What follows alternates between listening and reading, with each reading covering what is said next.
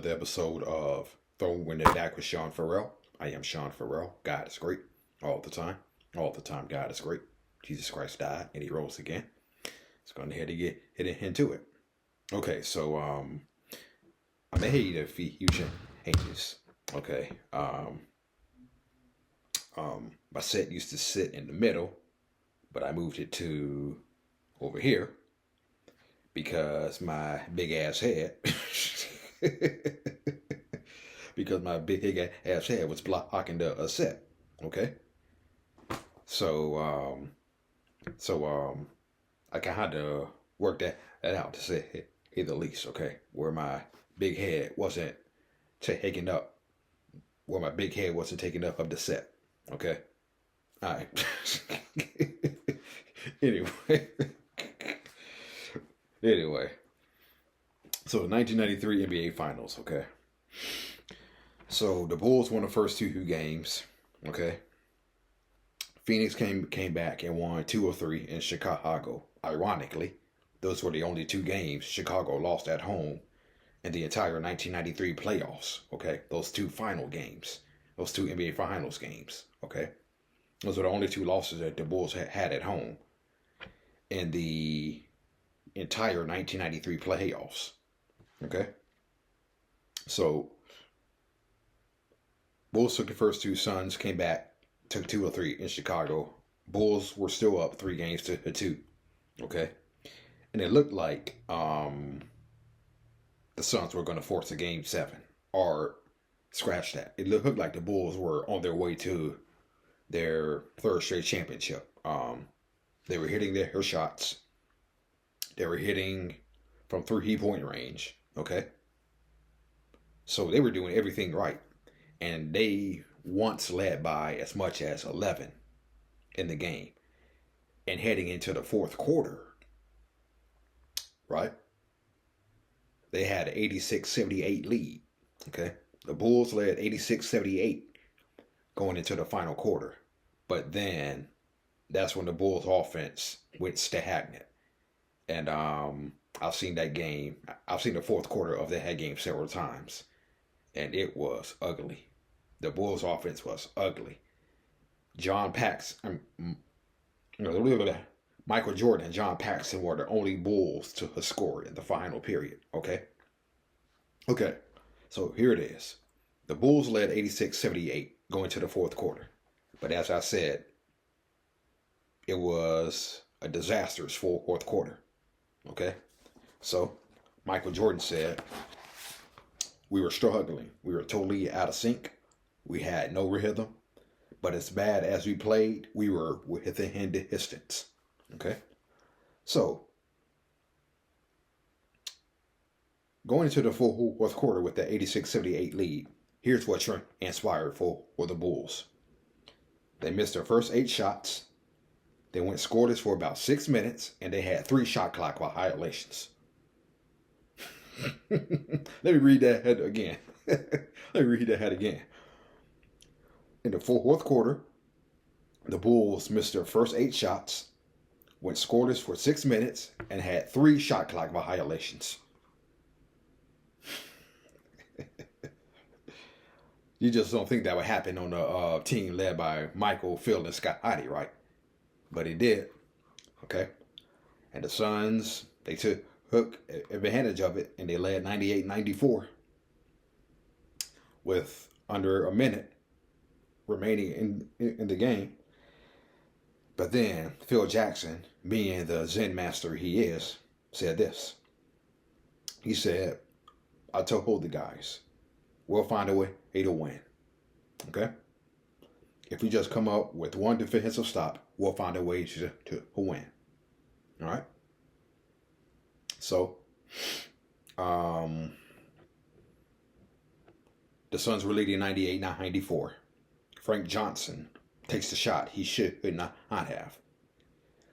Jordan gets the rebound and goes to length of the floor for a layup, 98-96.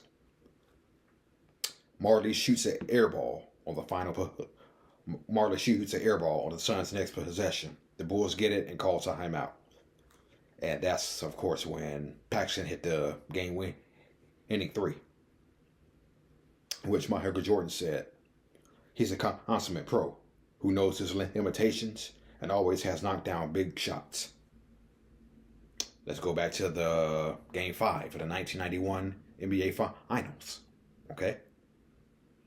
When Michael Jordan found John Paxson in the fourth quarter of Game 5, and Paxson had, I believe, 10 points in the fourth quarter. And Michael Jordan kept looking for him. And that's what clinched the series. That's what essentially clinched the series for the Bulls. John Paxson. Michael Jordan finding John Paxson in Game 5. And that's what clinched the Bulls' first ever NBA championship. And John Paxson, he found John Paxson once again for the game winner. Okay? And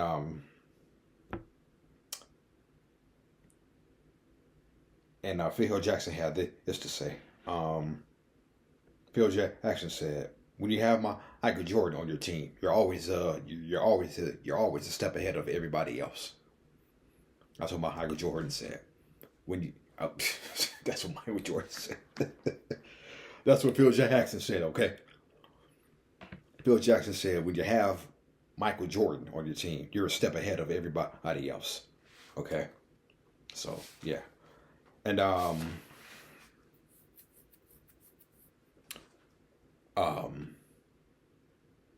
I just watched a video on Richard Dumas. Okay, I just watched a video on Richard Dumas, and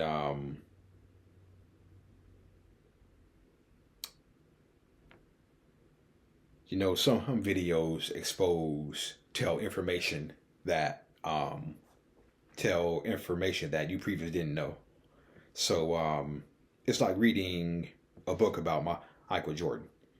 It's like reading a book about Michael Jordan. Books on Michael Jordan. You read one Michael Jordan book, oh, okay. And you read another Michael Jordan book, you say, oh, they didn't mention that. They didn't mention that. Then you read another Michael Jordan book and you're like, oh, I didn't know that. I didn't know that. I didn't know that. So yeah,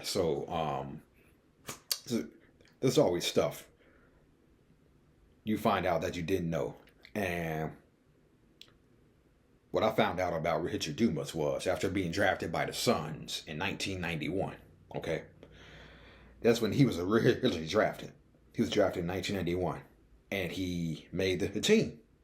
Believe it or not, yes. Richard Dumas made the team. He was going to play for the Phoenix Suns in the 91-92 season. Okay? He was going to be on the team that already had Kevin Johnson, Dan Marley, Jeff Hornacek, Tim Perry, Cotton Fitzsimmons as a coach, Tom Chambers. The Suns were loaded. They were loaded. The Phoenix Suns were loaded. And they also had Cedric Ceballos too, right? Cedric Ceballos came in the year before, drafted in 1990. Okay? He was drafted in 1990. Rookie in 1991. All right? So, he was coming to a Suns team that was loaded. Okay? And this is pre-Barkley Suns. And the Suns were championship contenders without Charles Barkley. And you may say, what? The Phoenix Suns were championship contenders without Barkley. Yes, they were. Why do I say that? They made the Western Conference Finals in 1989 and 1990. Okay? Now, they got bounced in the first round in 1991, and they lost to Portland in 1992. Okay? But the Phoenix Suns, they were championship contenders before Barkley. Okay? And they came within a couple of games of facing the Detroit Pistons in the 1990 NBA Finals. But Portland stood in their way. Okay, Portland got in their way. And the previous year, they were swept by the Lakers in the 1989 Western Conference Finals. All right. So the Suns were championship contenders before Barkley. Okay. But anyway, back to the point. Richard Dumas was coming to a loaded Suns team. Okay. But according to the video that I saw, right? Just a day before, the day before he was going to make his debut for the Phoenix Suns, failed a drug test. He failed a drug test, suspended for 1992. Went to rehab. He was working with John Lucas, played in the CEBA, played in Israel, if I'm not mistaken, and came back. He was signed by the Suns in December, okay? And he averaged nearly 16 points a game as a rookie. All rookies second team he was, okay? All rookie second team. And so, but he was playing off and on in the playoffs, okay?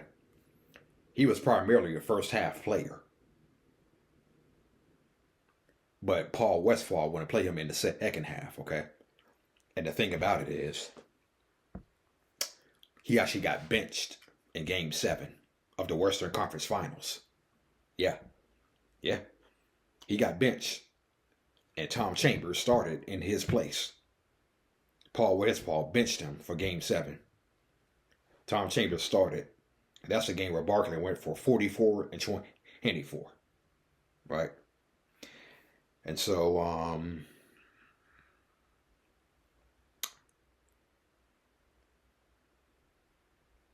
he had a relapse in the offseason. And this is after the Suns signed him to a multi-year contract. He had a relapse, which led to them signing AC Green, okay? And he came back in 1995. Wore number 12, but in a weird move, after the Suns had swept the Blazers in the 95 playoffs, the Phoenix Suns decided to release him after the Portland series, okay? And that was basically it for Richard Dumas' time in the NBA. He did play with Philadelphia. In 1995-96 season. But Richard Dumas said he had to drink. He had to drink because, and in a weird way, you can ask Richard Dumas said, yes, it's himself. Richard Dumas says whenever he would drink before games, he played well. Yeah. That was from Richard Dumas himself. Richard Dumas said when he would drink before games, he played well. When he didn't drink before games, didn't play well. Didn't play well. And so that's weird. That's weird. That's a weird way, but people have their ways. People have their weird ways. People have their weird ways of playing well.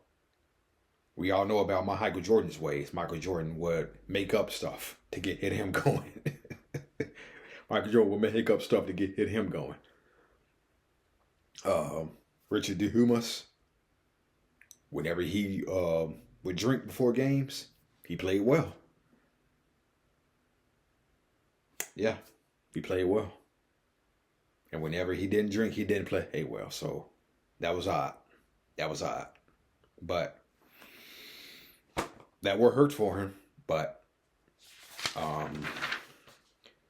eventually, Coach John Lucas of the Philadelphia 76ers caught on to that. So John Lucas started switching his alcohol/drug test to 4 p.m. during the day. So Richard Dumas wouldn't have time to pass the alcohol while he was playing. Okay? passing alcohol through sweat. Okay. And so, yeah, people have their mysterious ways, but that word hurt for Richard Dumas. But, hey. So, one more thing. Wes Unseld, the late Wes Unseld, Hall of Famer, had a funny story. So in 1969, Wes Unseld was MVP and Rookie of the Year. Okay? He was MVP and Rookie of the Year. First NBA player to achieve that. Probably the only NBA player to achieve that. Okay? MVP Rookie of the Year. Okay? And it says he came back from a fishing trip. Okay? He was on a fishing trip, and Baltimore Bullets left him a message. Okay? And apparently it was a little bit urgent. So Wes Unseld said, I called them and they said, you want MVP? I said, thank you. They said, okay. And that was it. Yeah, that was it. That was it. Wes Unseld said, I called them and they said, you want MVP? And I said, thank you. They said, okay. That was it.